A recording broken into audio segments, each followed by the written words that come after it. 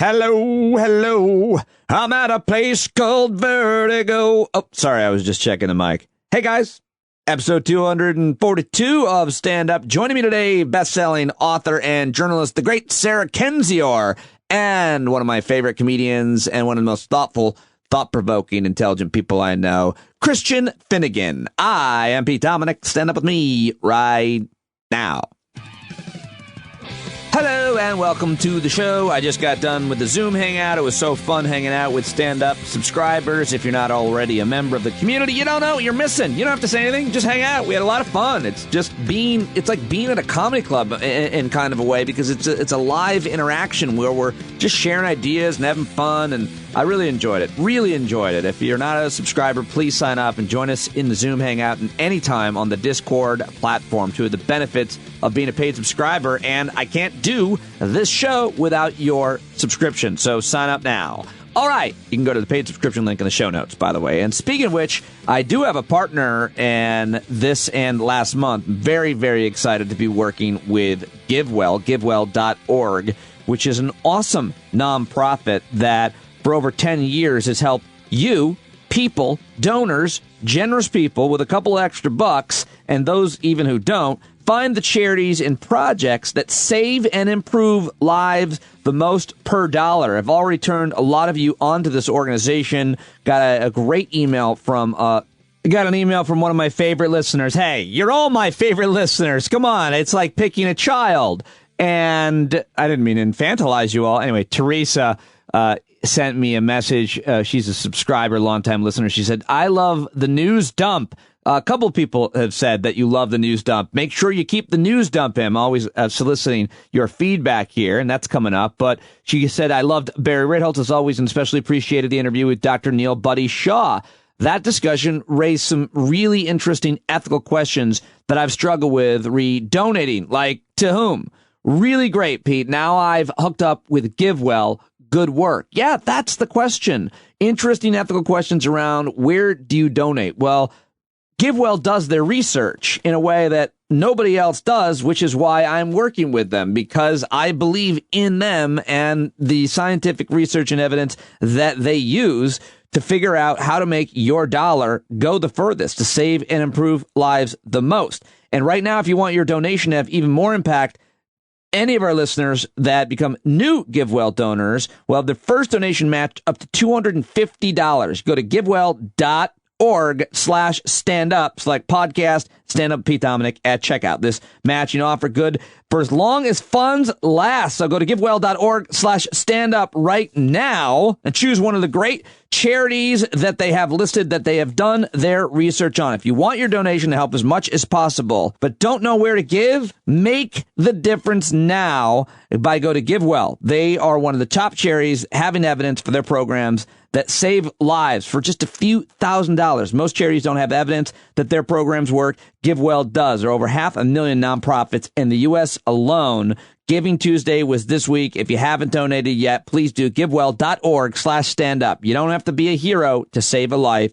You can save and improve lives by giving to the right charities. This holiday season, give where your donation will help the most people at givewell.org. To those of you who already have, thanks so much for letting me know. I love to hear those of you who have, and they have partnered with me this month, and I'm doing everything I can to promote their amazing work. Okay, so lots of news stories that I wanted to get to. This first segment of the show, I play some audio clips for you, go through them and give a little reaction to them, but just make sure, give you some context so that you can hear all of this stuff. And I want to start with Dr. Anthony Fauci was on MSNBC with Andrea Mitchell, and she asked him whether or not he had spoken with the vice president-elect and what his expectations were in working with the Biden administration. Here's Fauci. Meeting with the Biden transition team, I believe, today. First of all, have you spoken with the president-elect? I have not yet spoken to the president-elect. I've spoken to members of his team, mostly Ron Klain, and I'm going to be meeting virtually, as you said, talking about just substantive, uncomplicated transition issues like vaccines and the state of the epidemic and things like that. So I'm looking forward to it. It likely will be the first of a series of normal type of transition undertaking. Would you expect to stay on in your current role or hope to, and or another role? I don't think there's any hope to it. I've been in this job for 36 years. I keep in the same job with 6 administrations. I totally, fully expect to be in this position. All right, Dr. Anthony Fauci on MSNBC. Let's head over to CNN, where Jake Tapper caught up with the president-elect and vice president-elect Kamala Harris. Here is Joe Biden on CNN after he met with Dr. Fauci. I talked to him today. We spoke today at 3 o'clock. My COVID team met with him. I asked him to stay on in the exact same role he's had for the past several presidents. And I asked him to be a chief medical advisor for me as well and be part of the COVID team. So it sounds like former vice president, now president-elect, I keep saying former vice president, and he's the president-elect, for goodness sake. Joe Biden is putting together his team, and Fauci is going to be a part of that team.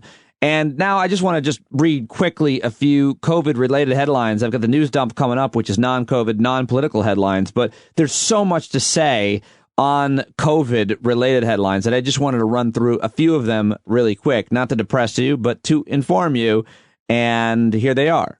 Cases and hospitalizations have hit highs all over the country. Doctors are rationing intensive care. Swamped hospitals scramble. Reading at the Drudge Report. Vaccine side effects risk sidelining health workers while cases surge. The chairman of Pfizer says we're not sure if someone can transmit after they get the vaccine.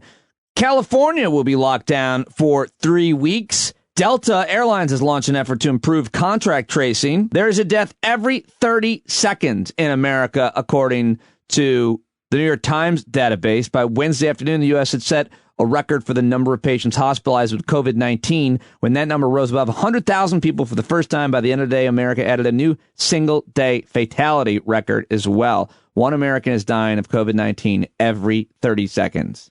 I mean, I don't think I should talk for a little while. I said it wasn't going to be depressing, but I guess I lied. Okay, well, I think the only thing to do after hearing such a horrific statistic is to listen to Rudy Giuliani fart on mic. The answer that I gave you is they didn't bother to interview a single witness.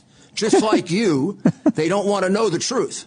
And let me just try to see if I can isolate just the fart for you. Was this real, by the way? Do you think this was real? A single witness.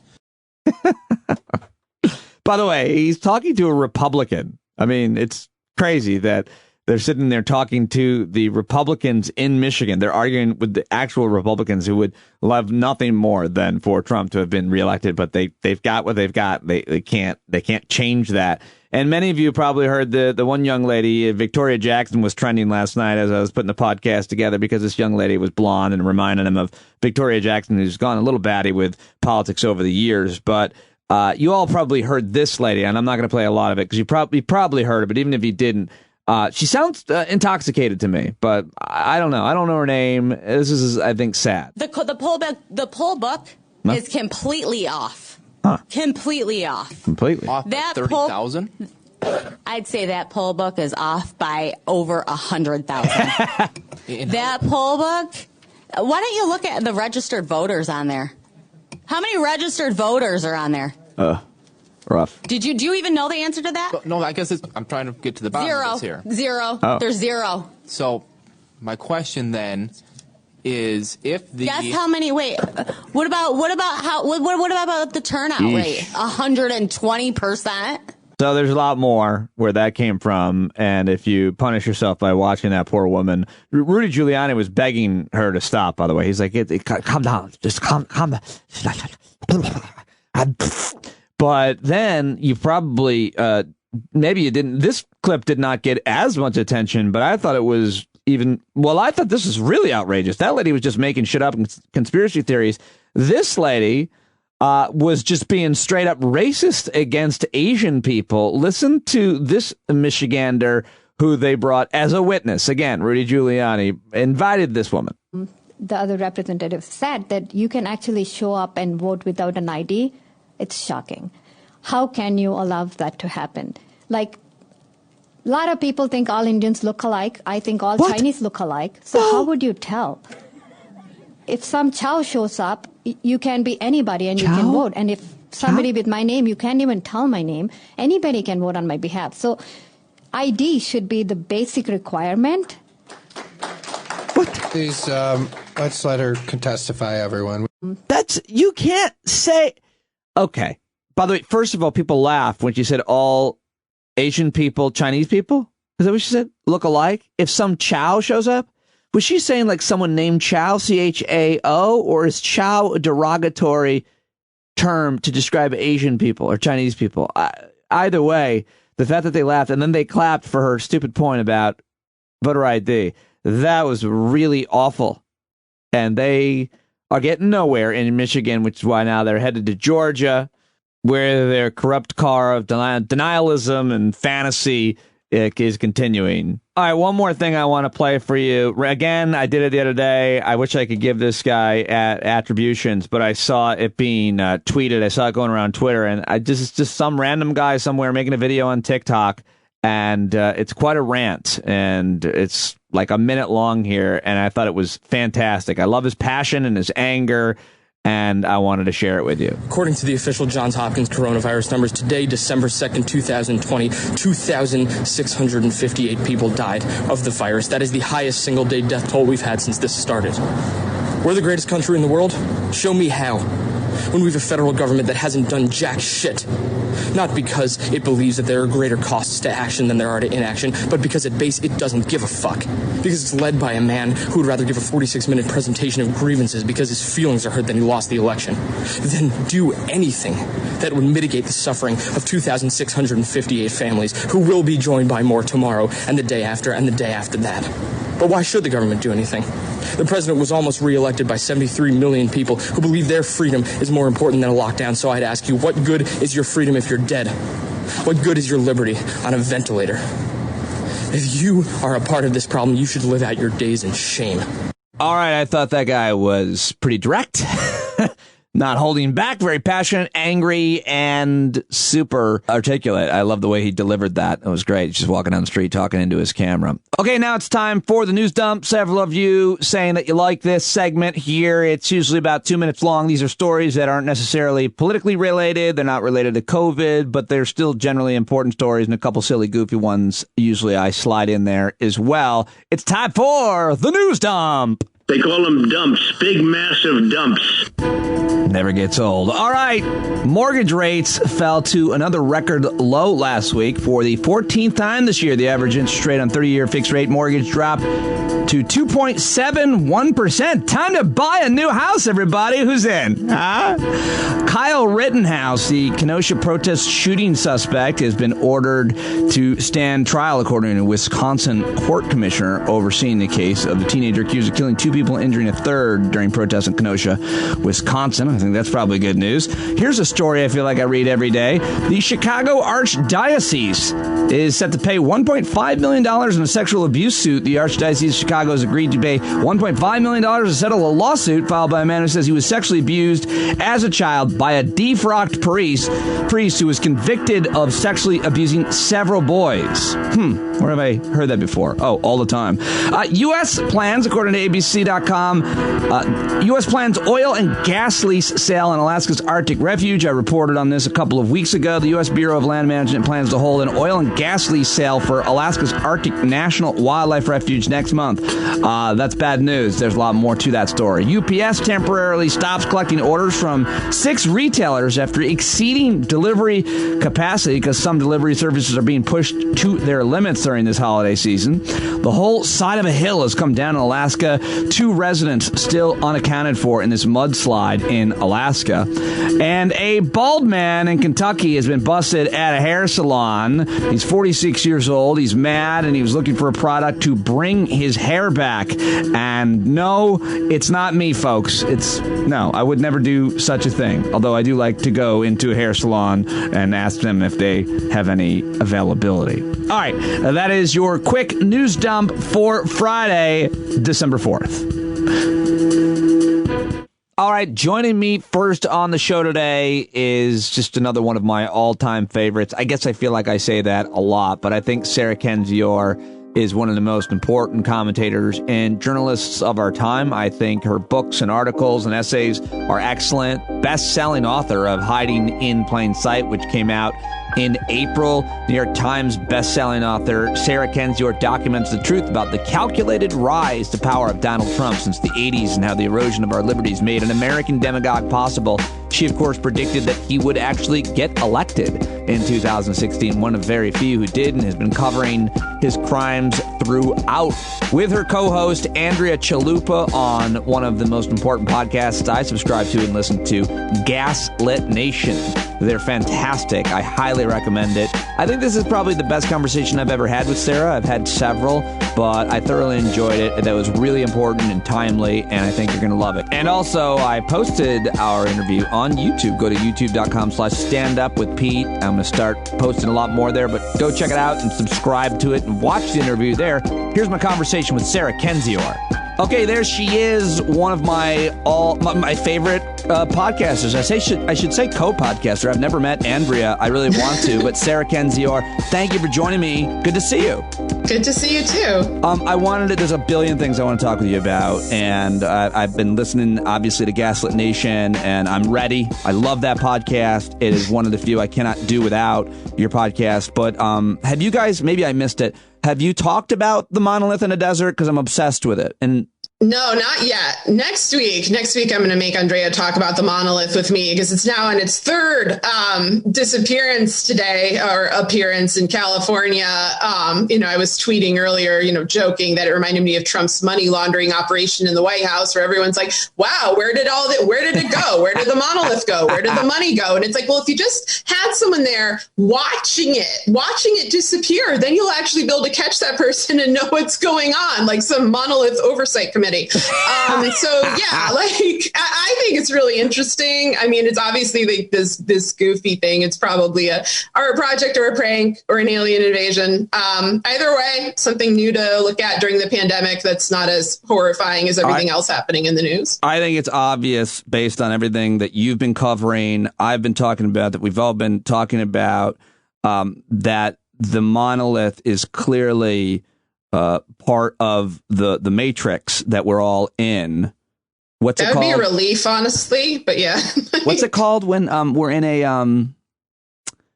the thing that the matrix is? All of a sudden I can't think of a network? Like parallel universe? Yeah, we're in a game. We're in a oh my god, simulation. We're in a simulation. Yeah, and the Monolith is the control centers. They're the antennas for the simulation. Oh, I hope they change the simulation point, because I've had enough. But no, it's like one of these weird things, like the evil clowns of 2016, the like celebrity rapture of 2016. Remember, all the celebrities were dying. The Pentagon saying that UFOs were real, and everyone kind of shrugging because they were too tired to think about it. Like, there's been a lot of strange stuff. The craziest thing that happened that is most convincing, though, that we're in a simulation is, I hope you don't disagree, and if you do, I'll just end this interview and unsubscribe to Gaslit Nation, is the fly on Mike Pence's head and the hair dye on Rudy Giuliani's face. Those are clearly signs, right, that we're in the simulation, that someone's controlling this? Those are just, I think those were both just cases where I was looking at two men and shuddering inside and looking away. I didn't even watch the hair dye incident. I mean, honestly, and I know this sounds too elaborate, but I think Giuliani, Roger Stone, et cetera, they try to look incompetent and idiotic and deranged while they're carrying out massive, serious crimes. And, Giuliani has a long history of this. Everyone is like, wow, how weird for Giuliani to not look dignified. I'm like, do you remember him like in drag with Donald Trump, like in 2000 doing whole videos? Like, guy's a freak. Like, he's done all kinds of weird things. And, Roger Stone loves to play these kind of characters. The Fly, I think, is just because Mike Pence is disgusting and The Fly noticed that. But like, the Giuliani situation, I wish that people would take what he does much more seriously, because he has a very long criminal track record, one documented by Wayne Barrett back in the 90s when Giuliani was the mayor. And people too often just think he's like this clueless stooge when he's a hardened criminal. I mean, he's also nuts. Like, they're not mutually exclusive categories. But I hope people, I consider him a traitor to the country and a serious threat. So I wish people would look at him more like that. Oh, now I'm glad I mentioned his hair dye for you to go off on that rant, because they're both, Stone and Giuliani are super eccentric certainly Stone more. Purposefully. They're showmen, you say purposefully. and they're good at it. Oh, yeah. I mean, they know it. It's a trick. I mean, Roger Stone in particular was a protege, much like Trump, of Roy Cohn, who recognized this entertainment value that you can cover crime with scandal. You can make autocracy as entertainment. People will call you a, quote, dirty trickster. That's the phrase they always use for Stone, instead of a hardened career criminal operative for a political party. He's a company man. Point. And people are just so... And I think it's like as media got more and more elitist, and the type of people who are in the media were always these sort of like respectable types with Ivy League degrees who, rarely would kind of like get down in the dirt and challenge anybody. We're not really attached to reality themselves. Like they just lived for the entertainment value. Yep. They're binge watching the news instead of covering it. And so when somebody like Stone comes along, they fall for the whole shtick. They think, oh, let's have him on the air. He'll get us clicks. Oh, let's cover him. He's so wacky. And they don't realize he's a, seasoned, sophisticated operative and a very intelligent guy. And I'm not complimenting him. I'm just saying you should all be very wary of him because he's very good at what he does, even though he sounds deranged. That's part of the conceit. Such an important distinction. And it makes me think that the same could be said about Joseph Goebbels. Dirty trickster. He's a dirty trickster. Tussle his hair and. Well, they said it about Hitler. They were like, oh, Hitler, he's so ridiculous. Or look at Hitler's Bavarian winter home. I mean, those were real articles put out in places like the New York Times. And it's places like the New York Times that, not only don't take people like Roger Stone seriously, or they pretend not to, but, they have the hookup with him. Someone like Maggie Haberman, longtime family friend of Roger Stone. Roger Stone's out wishing her kids happy birthday on Twitter. I mean, if Roger Stone knew when my kids' birthdays were, I'd be like, what has gone wrong with my life? Like, what kind of person am I and what have I done? But in their world, to have someone who's hooked up to multiple mafias, sex cults, child trafficking operations, treason, they're like, yeah, that's cool, that's normal. They were the same way with Jeffrey Epstein. They have this absolutely warped view of the world. I'm not sure if they're even self-aware enough to know that most Americans kind of look at this and are appalled. And this doesn't just mean, I'm not just talking about like liberals or people who don't like Trump, like everyone, like the QAnon crowd. They're looking at a lot of these guys like, whoa, why are you whitewashing this? Why are you mainstreaming clearly, abhorrent behavior?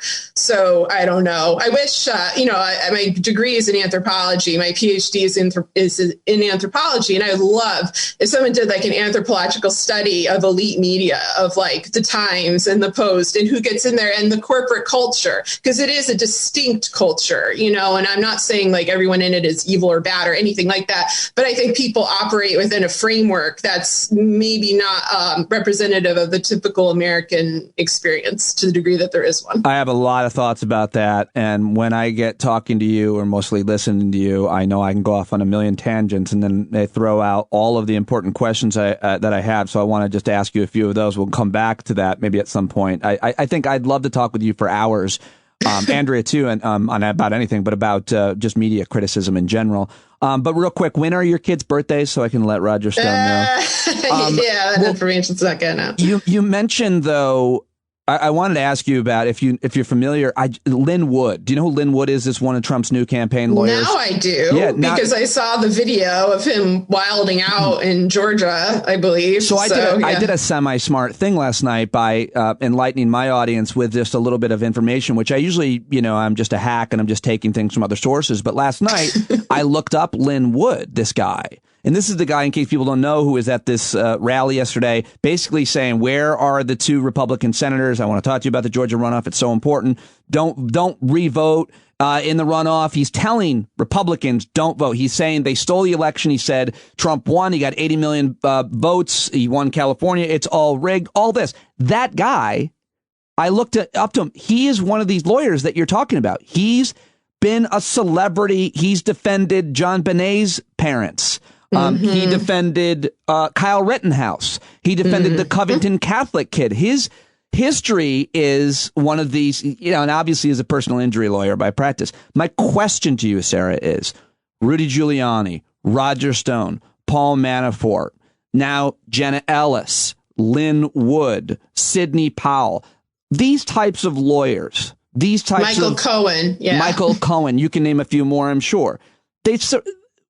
How would you describe them? Because the way I describe them is they could care less about their client. What they care about is the profile of the case. They jump on board. Came out today that Lynn Wood donated to Democrats. Like, he has no principles. He sees his only case is to make money off of this. That's the truth of all these lawyers. You think Rudy Giuliani likes Trump? Maybe, but mostly, or Roger Stone likes him. No, I don't think anybody likes Trump. I think you see something and they're like a bee to honey. They gravitate towards it so they can make the money. What are your thoughts on their legal team and those types of people?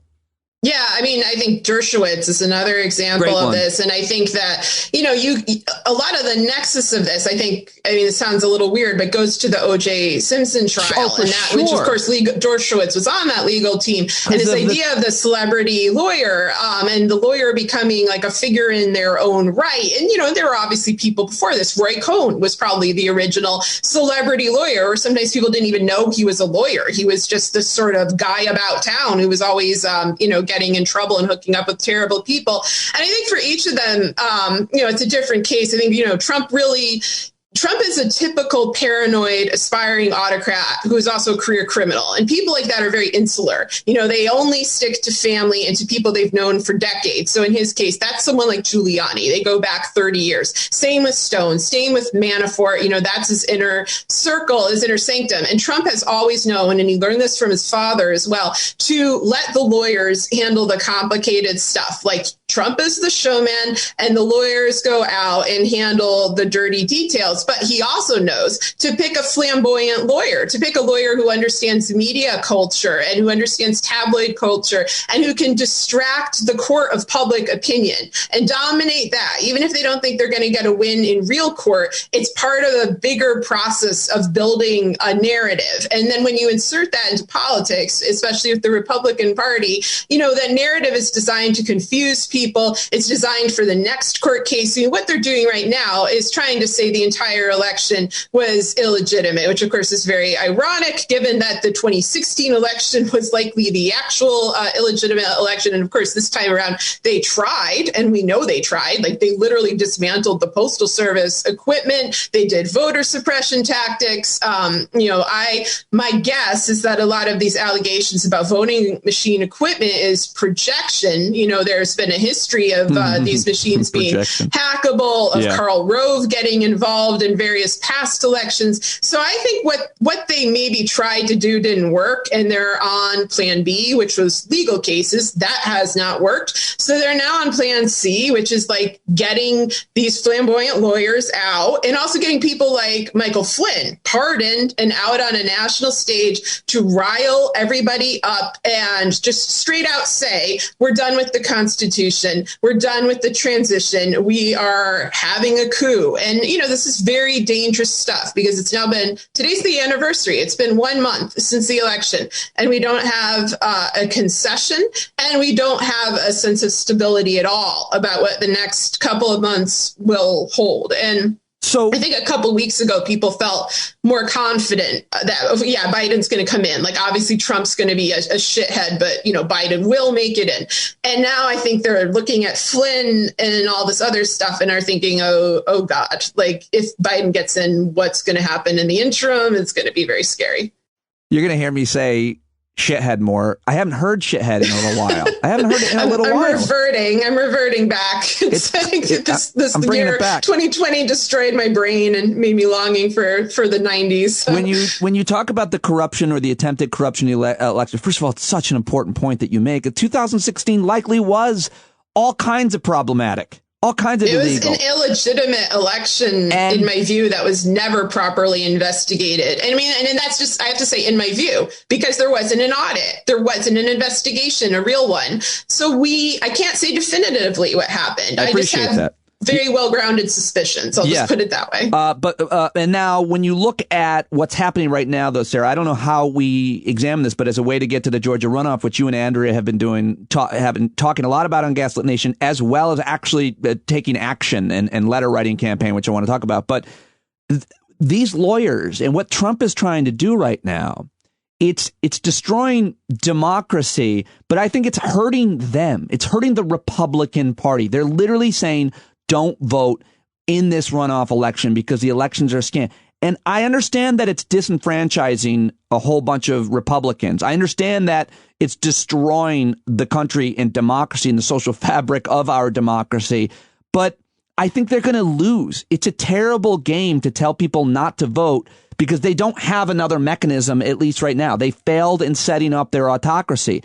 How does this affect? Well, first of all, let me just get to the main question. How important is the Georgia runoff election? How do you articulate that? It's critical. It's an absolute make or break it election because it determines the balance of power in the Senate. And if both Ossoff and Warnock win, then Kamala Harris becomes the tiebreaker in the Senate, and the Democrats have the House, the Senate, and the presidency, and therefore can undo a great deal of the damage that the Trump administration has done. And what they should be doing is putting in very progressive policies on existential crises like climate change, income inequality. There are all sorts of things that would normally never get passed. They can do that. And these are not sort of fun little, dreams of mine. These are things that our country needs to survive. And so it needs to get done. And if Mitch McConnell's Senate is blocking a lot of these things, which of course it will probably even block Biden's confirmation picks, we'll be in enormous trouble. With Georgia, it is very interesting that they're telling people don't vote. They're telling people don't vote for the Republicans.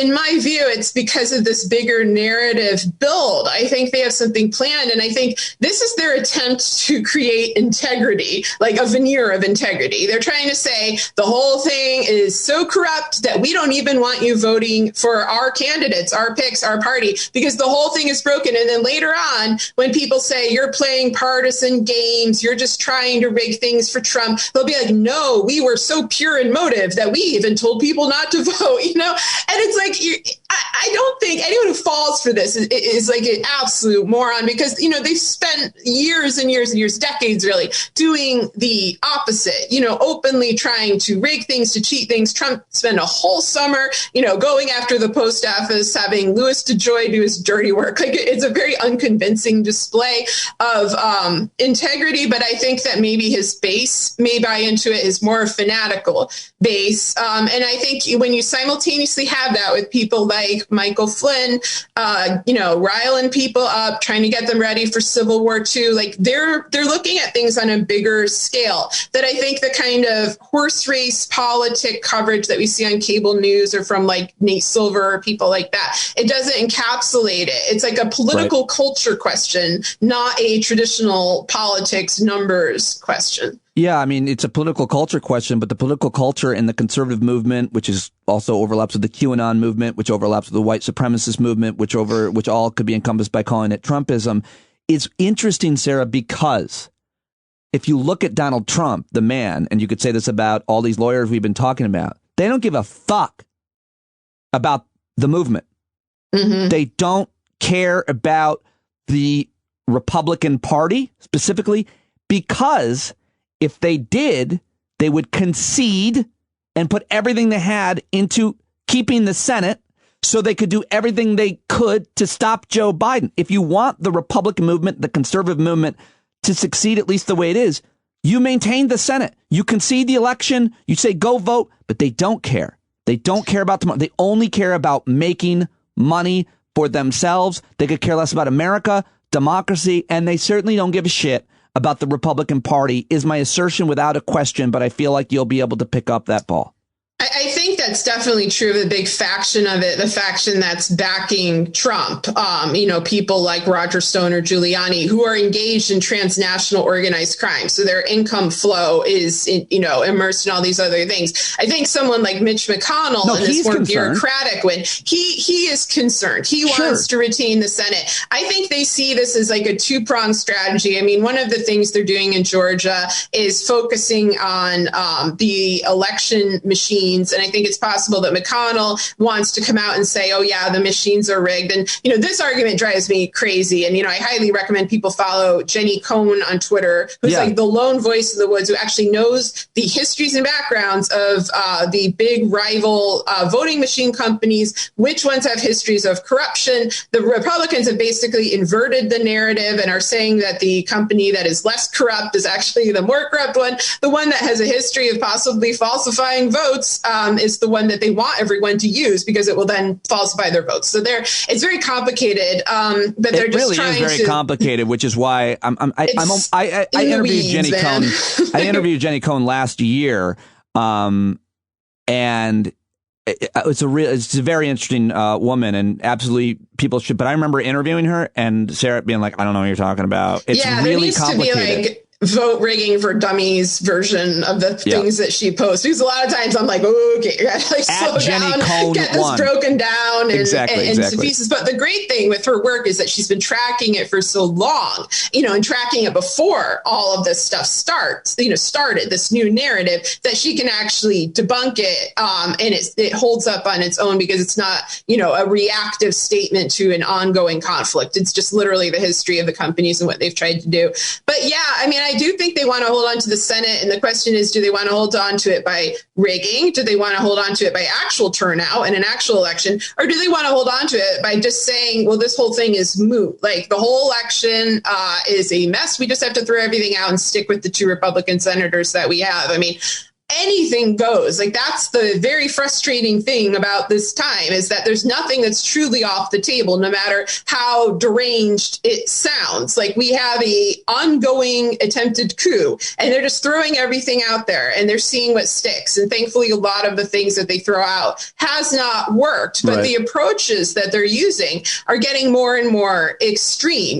We're now at the let's have military violence. Let's have a paramilitary army led by Michael Flynn and his QAnon acolytes, taking over the government. Sarah's talking about Michael Flynn basically calling for martial law. This is after he got like the conspiracy lead guy. He and his son created Pizzagate, and he's very good at this. He's the locker up guy. He's like that. Andrea was calling him like the hype man of Trump conspiracies. He's the guy the Obama administration fired him, and then one of the only things Obama said to Trump on the day they met in the White House on Inauguration Day, right, was listen, Michael Flynn, bad news, gotta know it. And then Trump's like, thanks, appreciate advice, I'll definitely promote him then.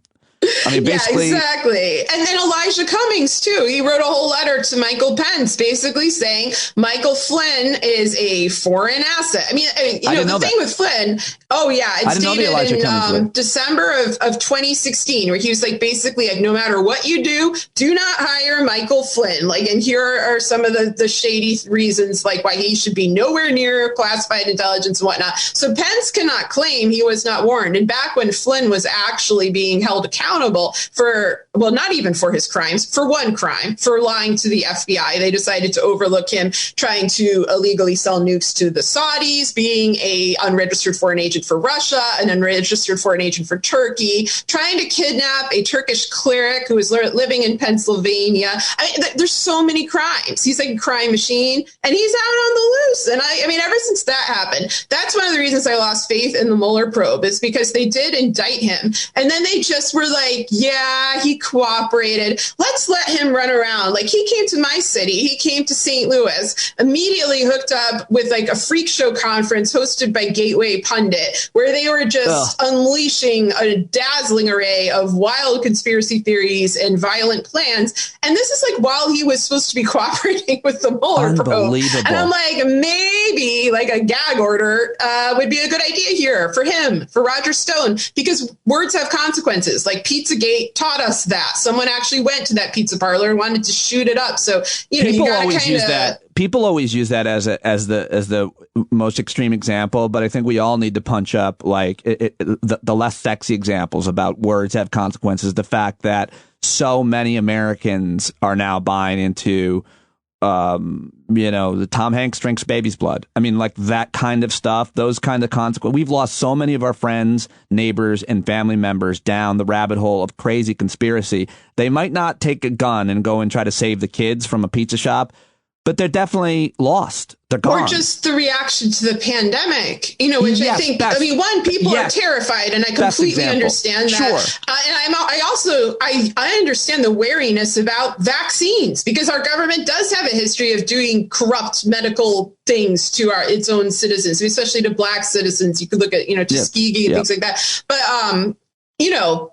what I was going to say is that there's like basic things like wearing masks, like that is just preventing germs from coming out. Like that is a very kind of, it's interesting to me that that's a thing that the conspiracy theorists have clung to as like, this is a symbol of oppression. It's literally just a mask. It's helping you get around. It's helping you preserve your freedom. But it's like, if that is going to be a symbol, then getting people to take a vaccine, which you really do have to have some kind of trust in the people giving it to you, is going to be very difficult. And it's one of the things I've been most concerned about in terms of like, who is going to be the next president, Biden or Trump. And when Biden won, I was like, okay, that's a relief, because at least I know his team will try to roll out the vaccine in a responsible way. But what I hope they understand is just the level of paranoia that's out there. And it's not just hostile paranoia, partisan paranoia. It is genuine fear. It is people who are truly scared that the government is going to, put a chip in them or hurt them in some way. And I'm not worried about that per se, but I am worried about, like, has this been tested well? Like, Trump was in charge while all this research was going on. Well, Bush, Obama, are these companies rushing it? Like, those are legit questions. All the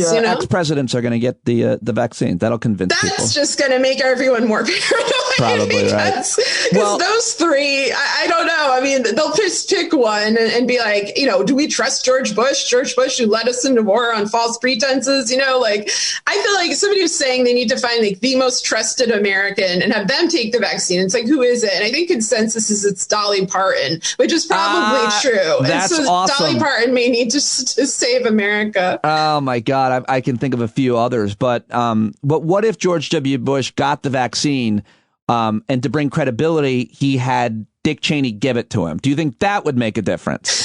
Just picturing, I'm just thinking of Dick Cheney shooting his friend in the face and the friend apologizing for being shot in the face. Never forget, ladies and gentlemen, never forget. So getting back, though, to the Georgia runoff, which is so important. If I were producing Gaslit Nation, I would want to hear you guys talk for an hour or 10 just about the fundamental definition of corruption. Because it's one of those things where I thought Americans generally agree that we might not call it the same thing, but we don't like it when people do this or that in business and in government. We don't like that. And you might call it corruption. You might call it something else, a shady deal, a conflict of interest. But I'd love to hear you guys define corruption, because I think one thing that's fascinating with the Georgia runoff is that both of these senators, both of them, have been accused of some pretty, there's a lot of evidence to it, insider trading related to what they knew about the pandemic and stocks that they bought or sold or shorted. That, to me, not Republican, it's not conservative. That's bad. That's illegal, obviously, for obvious reasons, and it's corruption. It's one thing if you work at a company and you give your cousin or your friend an insider tip. That's terrible. But if you have intelligence or information because you're a United States senator and then you make a trade on that, what's that called? How do you talk about how important is it the fact that both of these Republican senators have been accused of insider trading based on information that they knew about COVID?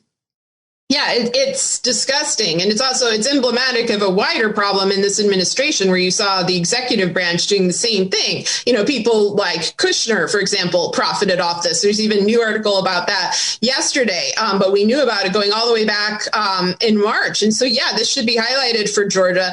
And there's this tendency to not look at white collar crime, which is what this is, as violent crime. But it absolutely is violent crime. That's why they call it blood money. And, Trump, the Republicans, they've been surrounded by people who have operated in this world for so long and have never been held accountable that people think, oh, well, it can't really be that big a deal, or that's just the way American life works, or that's just the way American politics has to be. And it cannot be this way. It is absolutely unsustainable. And, we should know that. And when they're literally profiting off of mass death, which is what those two senators did, like that should be an enormous issue. And people are so afraid to confront it. I'm not quite sure why, but every time I hear about like, we need unity, I always want to know like with who, because there will never be unity with, me and anyone of conscience, with those two, with people who profited off this pandemic, with, people who were guards at the child concentration camps. Like there's a difference between just your average person, whoever, who like voted for Trump, like someone who has little power, little influence, whatever. They're just like someone living in your town.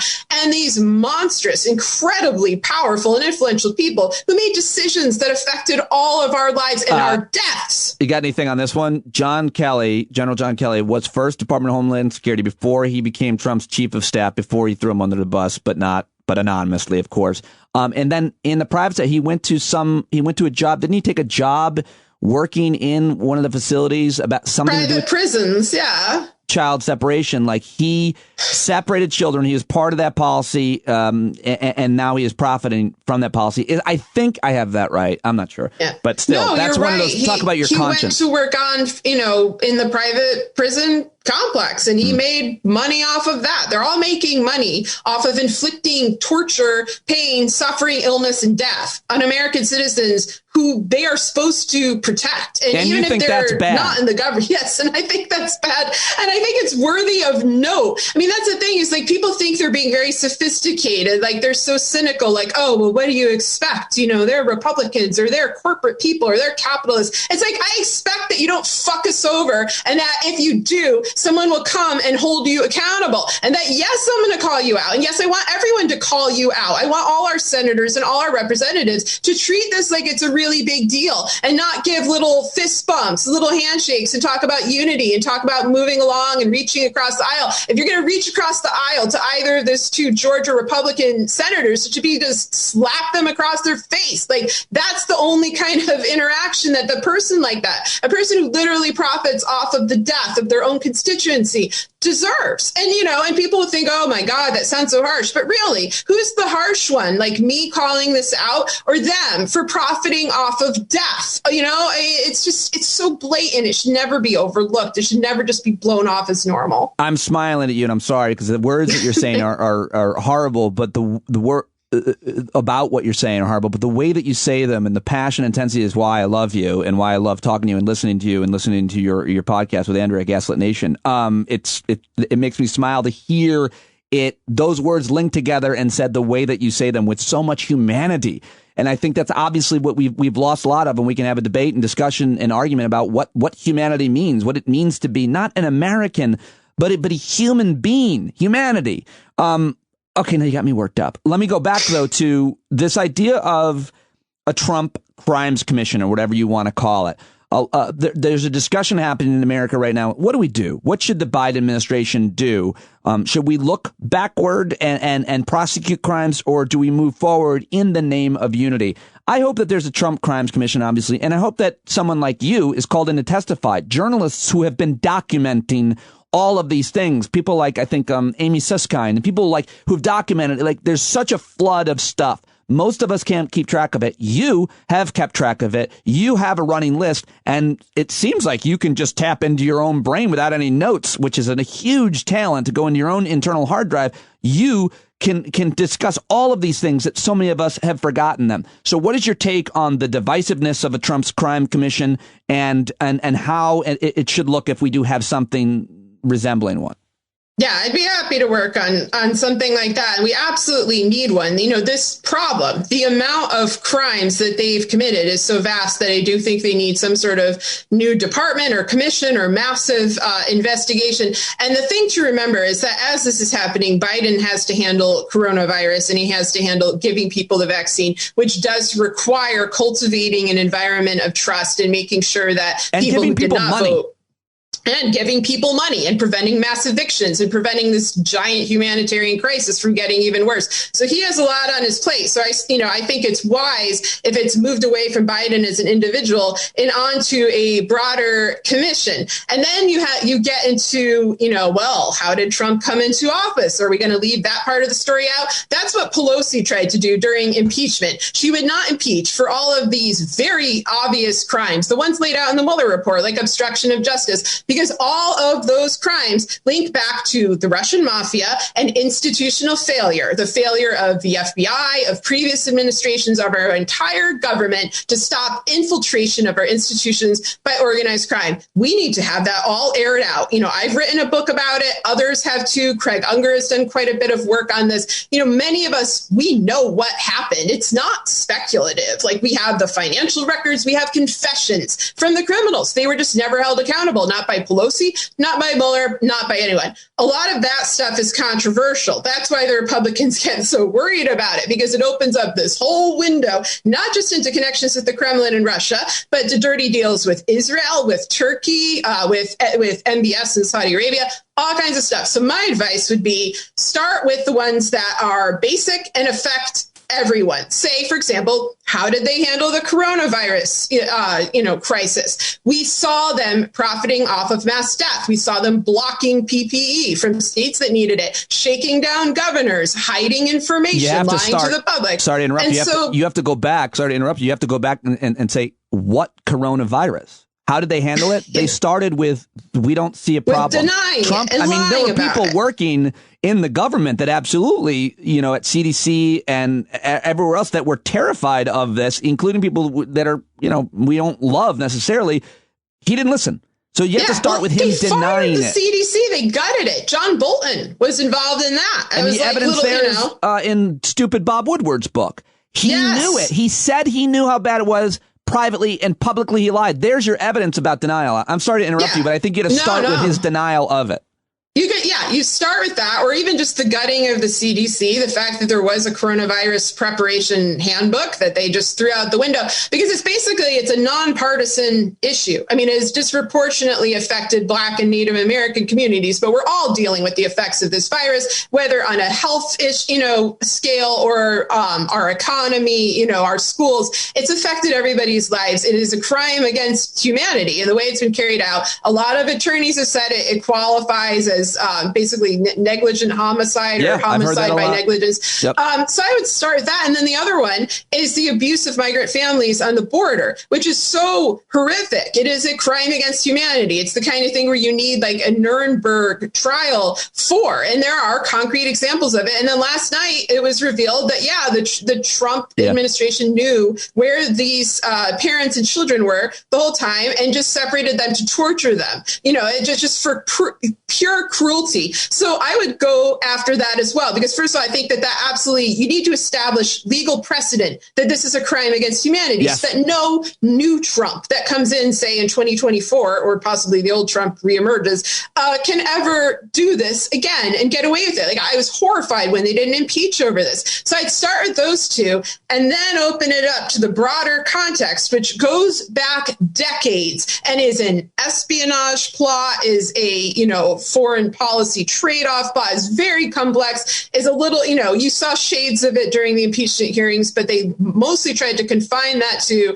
a specific incident in 2019 involving the president of Ukraine. But it goes back into illicit dealings between oligarchs and plutocrats and a lot of shady international actors. Things like 2 former FBI heads going on to work as lobbyists for the Russian mafia.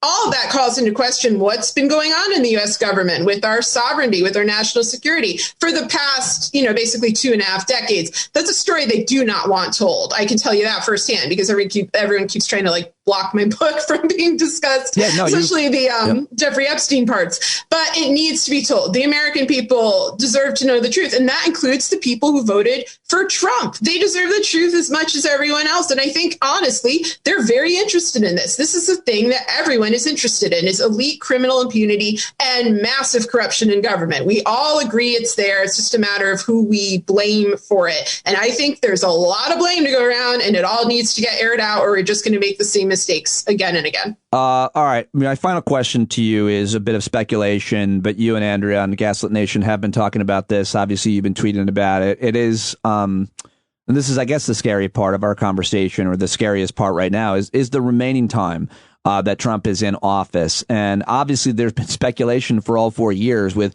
if he lost, what damage would he do after he lost during the lame duck period? And we've seen a lot of it. You guys been talking, obviously, about a lot of it. I think one of the worst things is they're bringing back the execution for like the final 20 days. They're just going to kill a whole bunch of people in the name of the state.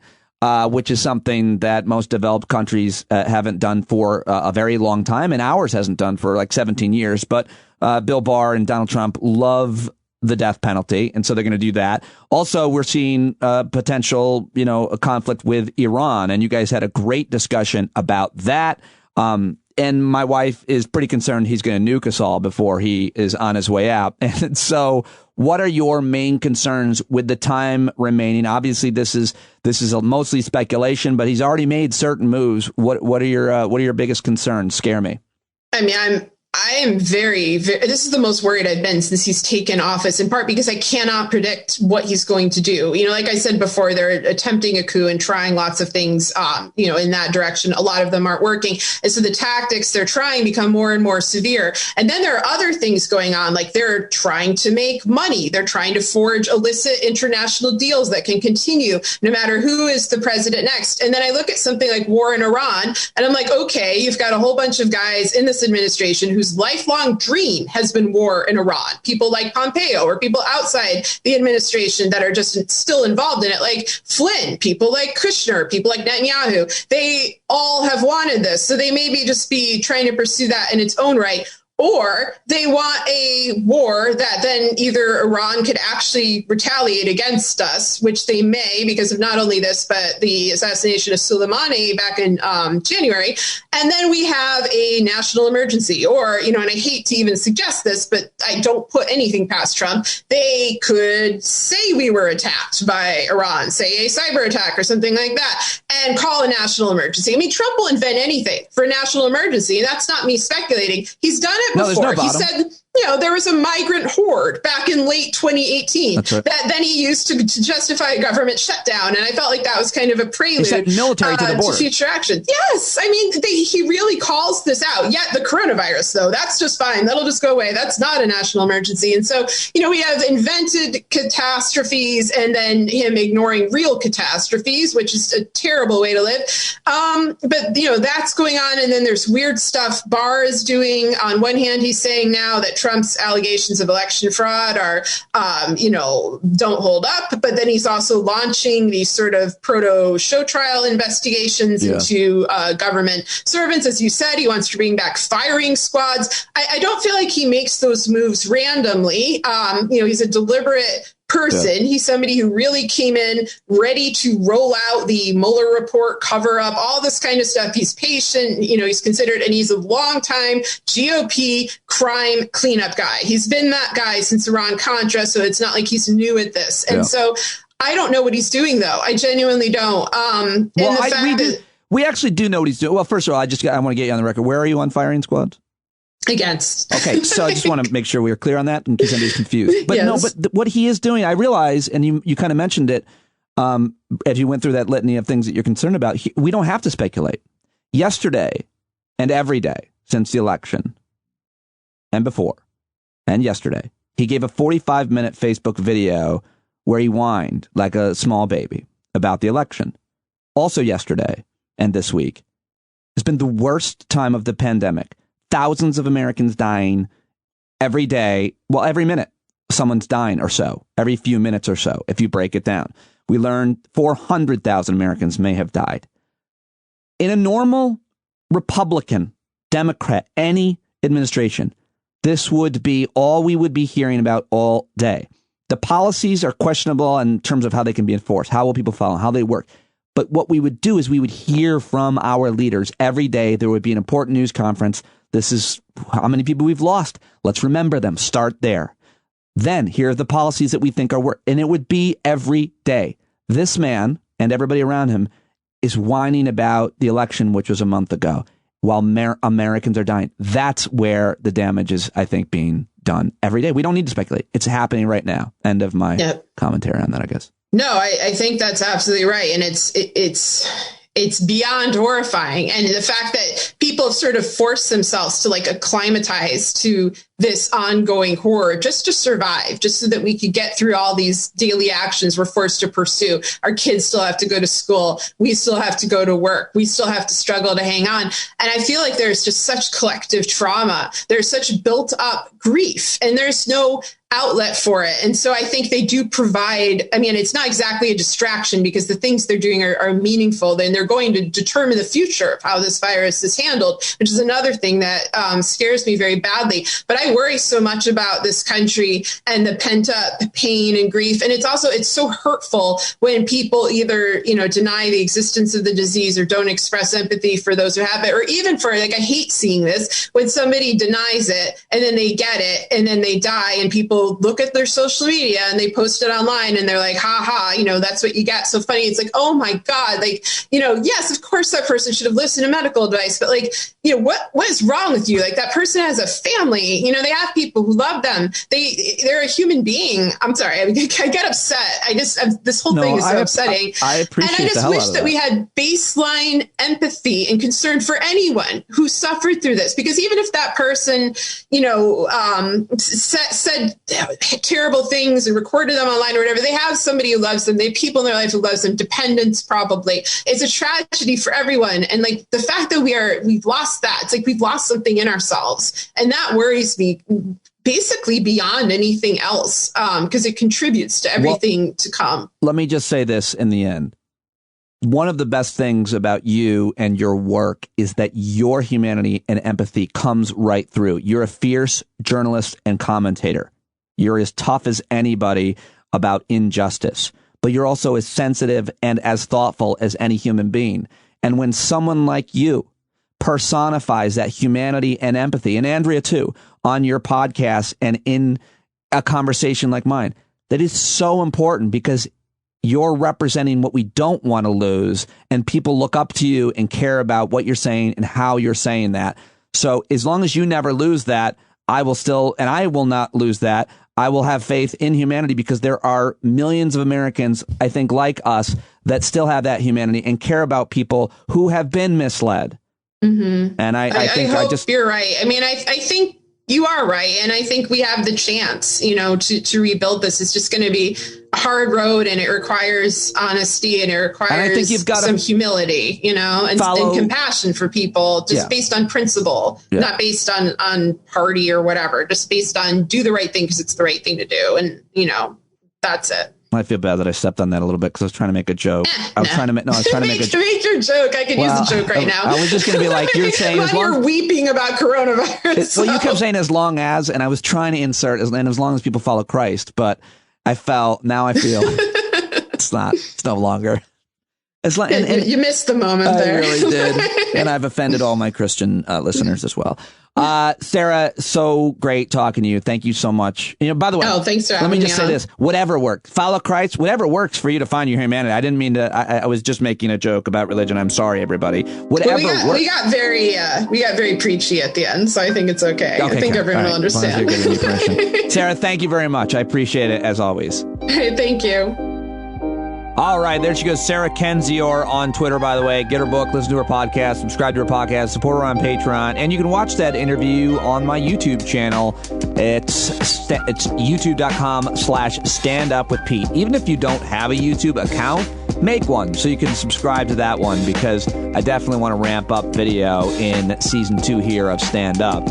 So check that out at youtube.com/standupwithpete. All right, coming up, Christian Finnegan. But before I get to my conversation with him, I want to just take a moment to give shout out and thanks to all of the new subscribers to Stand Up with Pete Dominic over the past, I think this is the past week. Can't do the show without your subscriptions, and I want to give shout outs and thanks to Dennis Minamora. Dennis subscribed with a $10 subscription. Dennis, welcome. Thank you so much. Also, Aaron Stitch just became a $10 subscriber to the show. Thank you, Aaron. Chris Daniels signed up for $5. Stephanie Hickman just signed up for $5. Thank you, Stephanie. me. Andrew Logan became a $10 subscriber. Thanks, Andrew. Or do your friends call you Andy?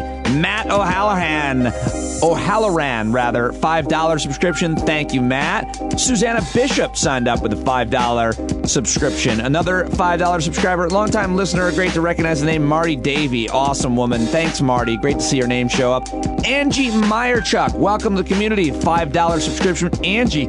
Oh, $25 from Amanda Brooks. Amanda, thank you. I think we might have met last night. It might have been you. $25. Awesome and great to have you as part of the community, as is Aitanga Karka just became a $5 subscriber. We met her as well last night. Kirk Tuning just became a $5 subscriber. So did Morgan Johnson Bearden. Hey, Morgan. Thank you, sir. Also, $5 subscriber from Christy H. $10 from Tira. Welcome to the group, Tira. We met you as well last night. And that's it. Thank you very much. All the new subscribers. Cannot do the show without you. I so value your subscription, your support. Thank you very much. All right, now joining me on the show, comedian, sketch, actor, writer, great, all-around amazing guy. I call him a cultural commentator. He's one of my favorite people. I talk to him pretty much every Friday here on the show. You can follow him on Twitter at Christ Finnegan. Ladies and gentlemen, it's my Friday Talk with Christian Finnegan. Unfortunately, I didn't record what Christian Finnegan said I look like because I'm wearing a T-shirt. And right before I hit record, I said, I'm wearing a T-shirt because it's warm in the shed. And you said...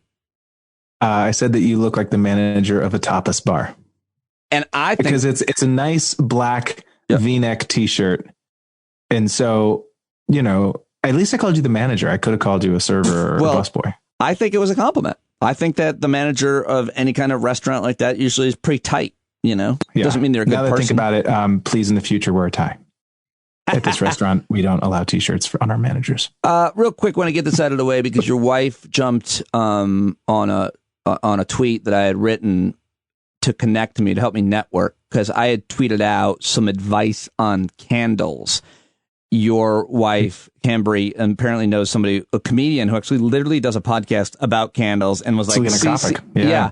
So my question to you is, and I've asked a few people this week because I'm trying to get into it, and I also think this is good for everybody. I think candles bring a certain joy and happiness. What is your take? What is your feeling on candles in general? I would agree that, you know, the idea of being into candles is sort of patently absurd to me. But whenever a candle is burning and I can smell it, it always improves my mood. It works. It actually does. Especially, I don't know why. Yeah, I don't know why I act like such a typical dude about it, because candles are great. So this time of year, anything different? Different scents for different kinds of the year, times of the year. You know, I like a good sort of an apple type candle, or like a. There was one place I got a snickerdoodle candle, which was. I generally like candles that taste like fruit and food. I don't like spicy candles. Yeah, I hear you. Like those, you know what I'm talking about? Like those sort of Christmas spicy. I don't even know what that smell is, but that spice droppy kind of smell. I like anything that corresponds to the holidays, regardless of it. But do you and your wife also get a Christmas tree? This is the time, and everybody's going to start this debate. And I don't know if it's different under COVID. But is there a tree purchased? Do you have a fake tree? What's your... We have a fake tree, primarily because we were in the woods. We are surrounded by trees. We have trees all over, and they tend to get kind of messy or whatever. And we have, it's kind of a specific size space. And so this tree fits perfectly. And what we do is we buy a bunch of fresh garland and wreaths so that we still have the smell in the house, but the tree itself is fake. Boy, I'm really glad I asked. This show, by the way, is about and I'm serious. Sometimes it's about the little things, a lot of big things, but little things that can enhance your life. And I had a conversation a couple of days ago about, decluttering. And you and I tend to have these conversations where there's a little tweak or a piece of advice that you give that actually I'm taking that. I'm changing. Based on I hope that you do better with the advice than I have been able to do, because don't be. I'm a mess. Well, how do you, last question about this though, you've been pretty transparent just about yourself and your life. as we've talked along this year. How does this part of the year, how do you feel about December, the holiday time? Is there childhood issues there? Does it bring you happiness with your wife now? Where are you with Christmas time? And is it different in COVID? I generally like Christmas time theoretically. I don't like, because I really am generally at my most miserable in January and February. And so I don't like that I know it's coming. So like I love the snow and I love winter right up until December 26th. And then I'm done with it. And I would skip to April 15th if possible, like right away. But you know, it's not bad. It's weird when you don't have kids. Sometimes it feels a little bit like, well, who are we doing this for exactly? Oh, really? Interesting. Yeah. Although I've heard the answer is us, but I know that if I was single, I would probably be one of those lame dudes who just did nothing. Well, I mean, stick a stocking on the fridge or something. There's nothing wrong with not celebrating holidays. I would imagine if they don't bring you any joy, and I think sometimes they bring people sadness because of the past somehow connecting to something with those holidays. Do you have generally good or bad memories of Christmas as a boy? Well, I don't know. I have Christmas memories like everybody does, but some of them are obviously a little dicey because, both of my brothers have passed away and now my mom passed away too. And although I would say my happiest Christmases were when I was a teenager and my dad had married my best friend's mother, which I think I may have told you at one point. I don't know if my best friend in junior high and early high school, his mom and my dad met and started dating and got married. And so for a number of years, my best friend was my stepbrother. And those Christmases were a lot of fun. Generally it was Christmas Eve that we do the whole Christmas thing. And those I have some happier memories for, like my brothers would come over and it would be a little thing. But I'm not an overly obsessive Christmas person. I don't have that in me where it's just like, it's that time of the year. It's, I wish I was, but I am a little bit of a party pooper, I guess. Let me just say, I will just say this about you. I wouldn't have been surprised if you were. I'm not surprised that you aren't. Really? Yeah, I just think that you are a very... you strike me as a festive person if festive didn't necessarily correspond to the holidays, because you're really interested in arts and culture, film, television, and music, and obviously comedy. And in a way, I feel like that's the kind of quality. Your personality is very cultured and very festive around the arts in particular, certainly obviously politics and human rights, etc. Of course, you care about those things, but you really get into and care a lot about film, television, and music. And I'm a pop culture kid by, not necessarily what pop culture has come to mean in our current times where you're talking about YouTubers and TikTok and stuff like that. But, I was a kid who watched MTV for 8 hours a day growing up. And, and I came home from school and watched television. And so, that's sort of my frame of reference for most things. It's like when you talk about Christmas, I start thinking about Christmas movies or, Christmas TV shows, the Charlie Brown Christmas special, stuff like that. That's kind of more the kind of way I like to celebrate Christmas. Whereas my wife is definitely more of an atmospheric type person. She wants the garland and the candles and I'm glad because I always enjoy them. It just never would occur to me to do it by myself. Right. Well, I think that's like, it always feels weird to cook for yourself. You know what I mean? It always feels like, why am I spending all this time when I could just get a DiGiorno's and throw it in the microwave for 4 minutes? Well, it all depends on how much you enjoy a thing, I suppose. I mean, it all depends on how into something you are. But at the same time, you're certainly not opposed to your partner being into it and enjoying going along for the ride. The fruits of her. Yeah. It's like every time she gets, we got to do the Christmas, like we already did the Christmas tree. We did it like the weekend of Thanksgiving. And I always am like, oh, God, this is such a pain in the ass. But then once we're done, I'm like, oh, this is lovely. And now we have a month of this, this crap. Let me ask you, I'm going to take a hard turn here and ask you about what's going on with the aftermath of the election, and that Donald Trump has still not conceded. We know he won't concede. Anybody who thinks that he might somehow is, I think, kidding themselves. But you've seen his clown car of lawyers out there on his behalf. You saw these hearings, quote hearings that took place in Michigan last night, which were really, really bizarre. Victoria Jackson was trending because this young woman was behaving in some erratic ways. And I wanted to know what you thought about all of it, that it's happening, the damage that it's doing, that a lot of Republicans are still themselves not admitting that the president has lost. And I mean, Republicans in Congress, the vast majority of Trump supporters. What are your thoughts on what's happening and what it means? Well, yeah, as time has gone by, I mean, it went from being really funny for the first couple of days, around that whole four seasons total landscaping and all that crap. Right. And then it felt not funny for a couple of weeks when it was just like, oh God, he's actually going for this. Like he's actually trying to, affect these legislators and stuff like that. And now it's kind of gotten funny again, I think, because, the states have been certified, it's going to be a long grind, but I feel relatively comfortable that Joe Biden will be president as of January 20th at noon. Like that, I no longer have that niggling feeling in my stomach of like, oh God. But there's so much I do worry about that I wasn't worrying about 2 weeks ago in terms of just the sort of all the stuff that the administration is doing to trash the joint on the way out. And by the joint, I am speaking of the United States of America, not so much the White House in particular. But, obviously this Iran assassination last week, indications seem to be that it was Israel or, Israel based, but it would not surprise me at all. Like, honestly, I feel relatively confident that they certainly got the go ahead from Pompeo because Pompeo was there 4 days ahead of time with MBS, I think. So clearly, Jared Kushner and Benjamin Netanyahu are very close, personal. They talk. It's so weird. I don't know that they did, but when you say that they would have gotten there's no way that I think Israel.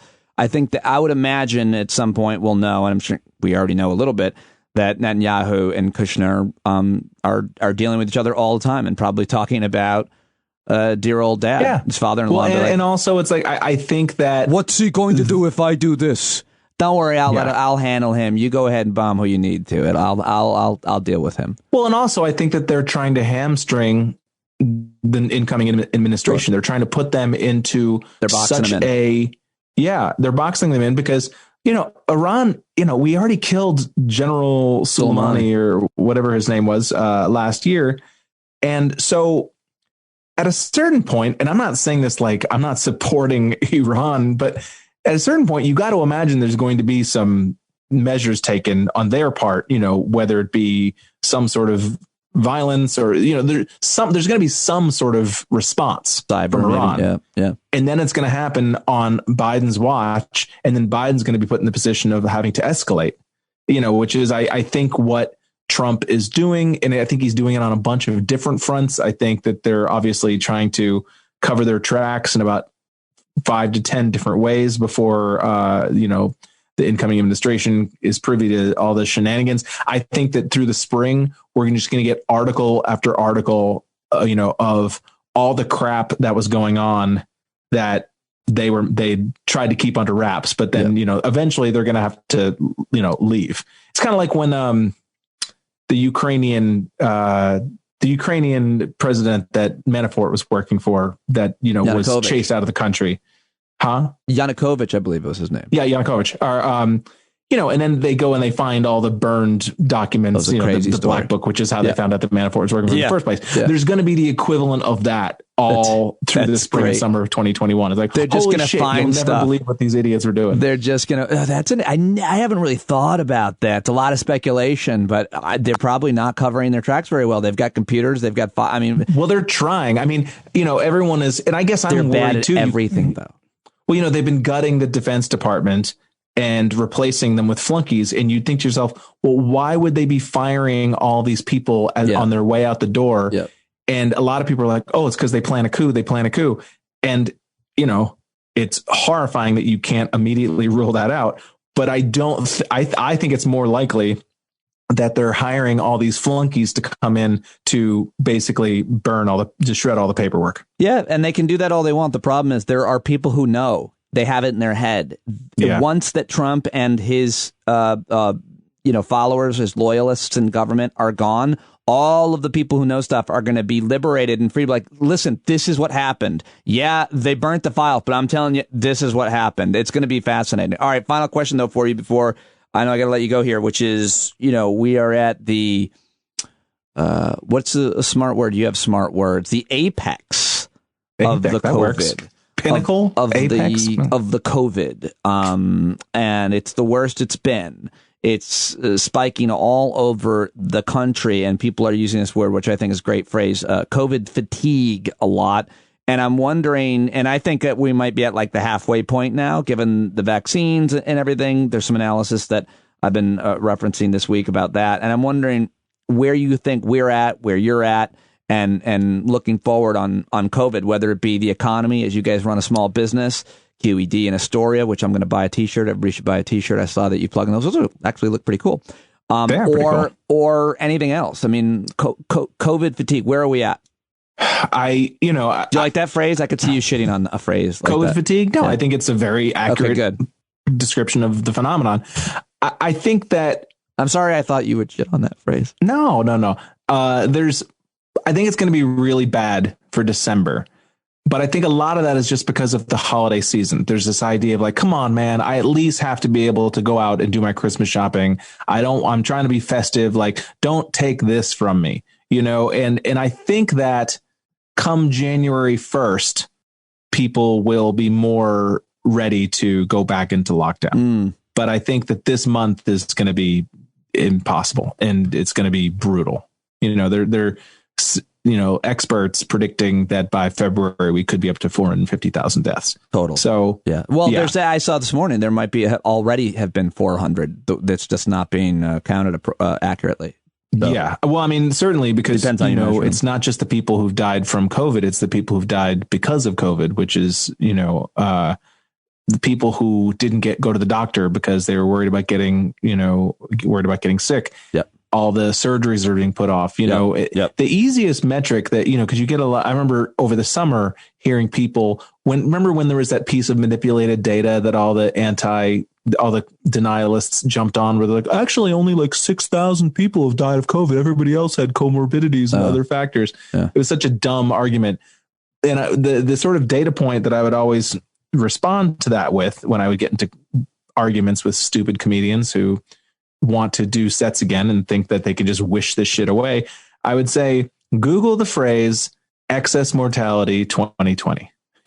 What is the amount of death in the United States of America in 2020 relative to the average death in other years? And you will see that corresponds. Not only does it correspond with what the numbers are in COVID, it's substantially more than that, because again, all these people who would have gotten their surgery, they would have gotten colonoscopies, they would have gotten pap smears. There's going to be a trickle effect. And also, we're not even factoring in the fact, think of all the people who haven't died in car accidents this year because of the lockdown. You know what I mean? Because there's a lot of people that die in car accidents every year. And I imagine, and I haven't Googled this exactly, but I imagine that has got to be a fraction of what it usually is. But then it made me think of that suicide is probably up.